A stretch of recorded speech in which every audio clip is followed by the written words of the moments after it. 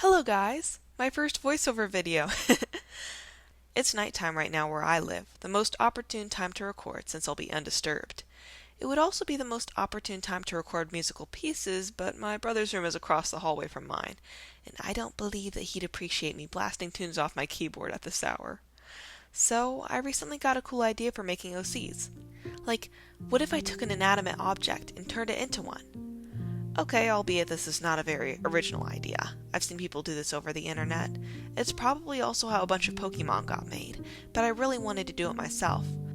I've been looking at the Himalayan salt on the counter of my kitchen over and over and thought, I should totally make an original character out of this. If I say things like OC or map in my house, no one is going to understand me. So I took a picture of it and studied it closely. I noticed that the crystals making up the salt tend to be all sorts of different shades of pink.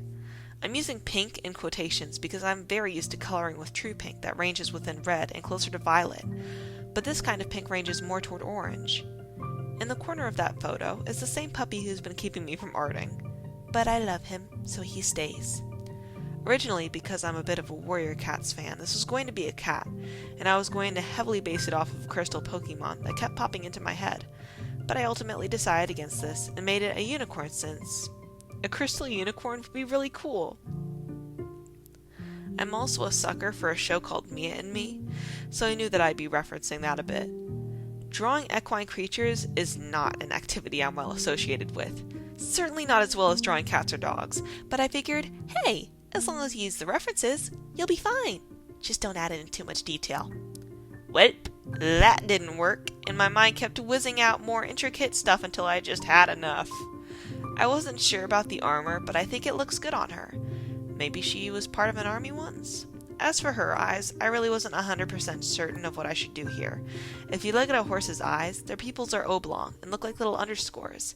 Unicorns are also half goat, but goats also have the same kind of eyes. However, if you look at art pieces of unicorns, they usually have pupils like ours, little circles.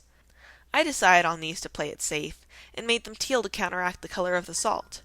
I'm naming her Selena for obvious reasons, and I guess she should have powers, being a unicorn and all. So, if you're fortunate enough to befriend this creature, your food will never go unsalted again!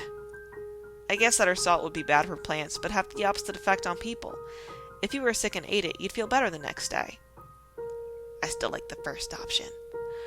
Overall, I think she turned out very well. I'm never drawing her again. This was fun, and I'd like to do it again in the future, but I'm definitely going to make sure that my next character is a bit more simplistic than, this. Anyway, thank you for watching. I hope you enjoyed listening to me throw words at you for a few minutes. If you have any ideas on what I should base my next OC off of, let me know in the comments, and have a blessed day. Bye!